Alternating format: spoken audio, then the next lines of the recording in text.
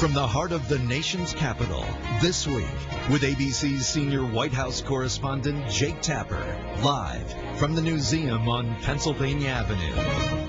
And joining me now is House Majority Leader Steny Hoyer and House Minority Leader John Boehner. Gentlemen, thanks so much for joining me. Thank you. Hey, good morning. So you got a letter last night. I actually think I got it before you guys did. I think you did. But from President Obama requesting $50 billion in emergency spending for state and local governments. Leader Hoyer, you have said that there is spending fatigue on Capitol Hill. Can you get this passed? Well, I think it's accurate that there's spending fatigue, not only on Capitol Hill, but around the country. People are concerned about the debt level, and we are as well. But clearly, you cannot not continue to stimulate an economy that is still struggling to get out of the deep ditch that we found it in about 18 months ago. What the president is saying is that we need to expend additional dollars to make sure that we don't have significant layoffs in the next few months. Will again depress the economy. So that I understand what he's saying. I have asked the White House to look at the package that we ordered, the Recovery and Reinvestment Act that we passed, approximately $800+ billion. There are clearly funds in there that have not been expended, to see whether or not there are some available for this more immediate priority than some that may not be quite as immediate. Leader Boehner, the president said in his letter that if this does not pass, the economy, there's a risk that the economy will slide back into recession. Do you agree? Listen, I'm concerned about the plight of teachers, firemen, policemen who face the real possibility that they may be laid off. But to send this letter up here on a Saturday night with no opportunity to cut spending elsewhere in the budget strikes me as a little different. Steny and I and other leaders were at the White House on Thursday, and this subject never came up. There was no indication this was going to happen, and I'm asking myself, why is this happening on Saturday night? The fact is that the spending spree in Washington is continuing to run unabated. The American people are screaming at the top of their lungs, stop. And to move this without finding other offsets in spending, I think is irresponsible. It's just putting more debt on the backs of our kids and our grandkids. And it really begs the question is, why don't we have a budget this year? You know, we've not, the House has failed, not failed, in the modern era to move a budget. And this appears to be the first time in the modern era that the House is not even going to consider a budget. Leader Hoyer, if I could just say, one of the theory is that you don't want to make vulnerable Democrats vote for another spending bill, and that's why for the first time since 1974 there isn't going to be a House budget. Is that not true? Whatever the theory may be, Jake, the fact of the matter is my friend Mr. Boehner voted for $2 trillion in the Bush administration of unfunded spending. So when he says this cascade of spending, but you agree that this should be offset with spending cuts? I would hope that we could do that, yes. However, what I said was money that has already been appropriated in the Recovery and Reinvestment Act that has not yet been spent could be spent now on these priority items. Nobody wants to see 300,000 teachers laid off, or fire and police laid off. That's not good for the economy. It's not good for our kids. It's not good for the safety of our communities.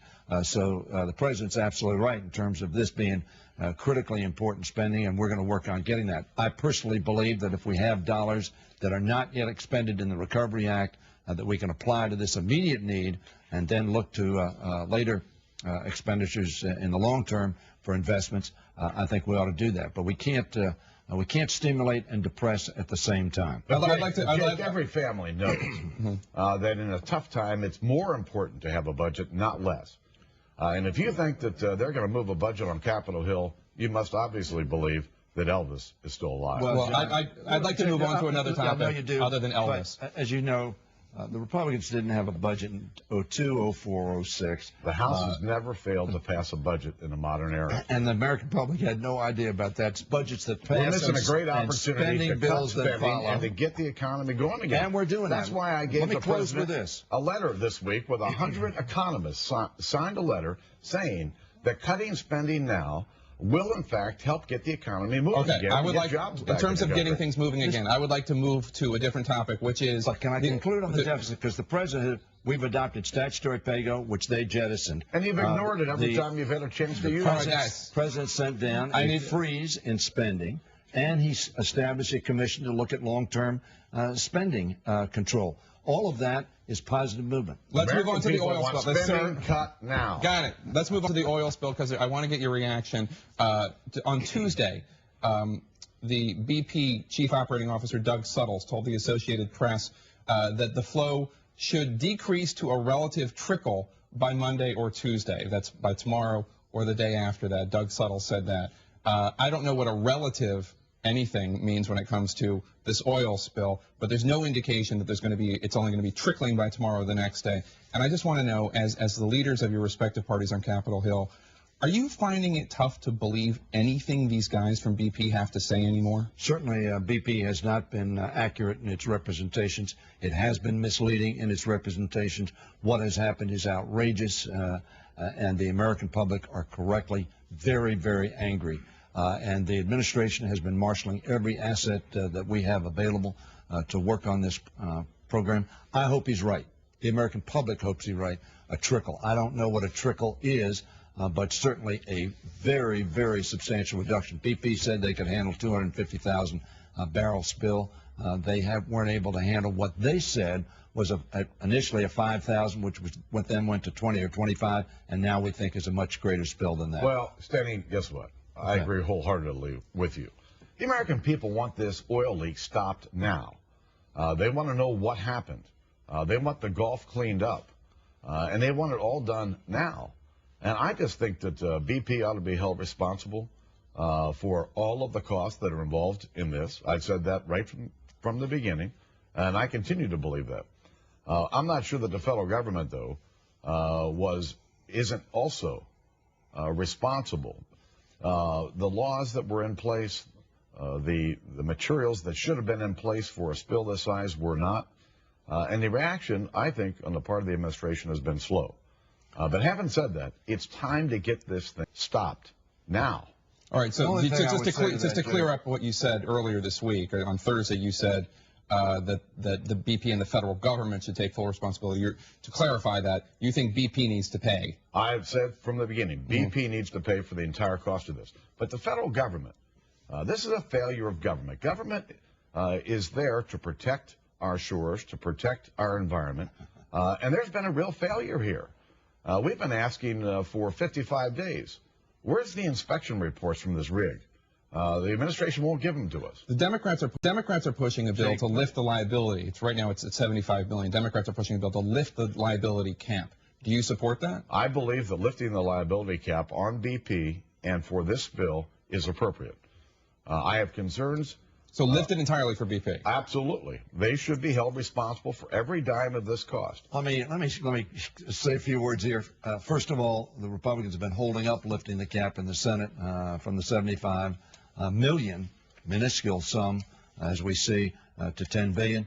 Secondly, I think John Boehner is right in this respect. The psychology of neglect in terms of regulatory oversight that was pursued in the Bush administration, which led to the banking failure, insurance prices going way up, and oil companies thinking they could do whatever they wanted because the drill baby drill crowd, all they wanted to do was to drill. So I think John's right. I think the regulatory psychology of the last administration was not appropriate, and there were mistakes made in this administration as well. How long are you going to blame the Bush administration? Come on. What's going on over at MSS? As long as they're responsible, and whether it's the economy or the lack of oversight, John, I'm going to do that. When is someone in Washington going to take responsibility for what they are in charge of? And I want to move on. Administration has done. I want to move on to some foreign policy questions, but before I do, there was a poll recently this week indicating that the American people rate the federal response to this oil spill as worse than the federal response to Katrina. 69% negative for the Gulf oil spill, 62% negative for the government's response to Katrina. Do you rate the government's response to this oil spill as negative or positive? Absolutely not. I think that's the American public are angry, rightfully so. BP was on site. The folks who own the rig, Halliburton, who constructed the piping, the concrete down there, they are responsible. What the federal government was immediately upon this incident happened. Immediately. So you think the government's response was good? The Coast Guard was on site. Unfortunately, tragically, we lost 11 lives, but saved over 100 lives. on site. Thad Allen, the admiral, immediately put in charge. 17,500 National Guard troops on duty right now. Okay. So there's been a vast response here. A natural disaster came along in Katrina, and frankly, there were months before there was adequate response. Leader Boehner, turning to Israel, a member of your leadership team, Congressman Mike Pence of Indiana, said this on Thursday.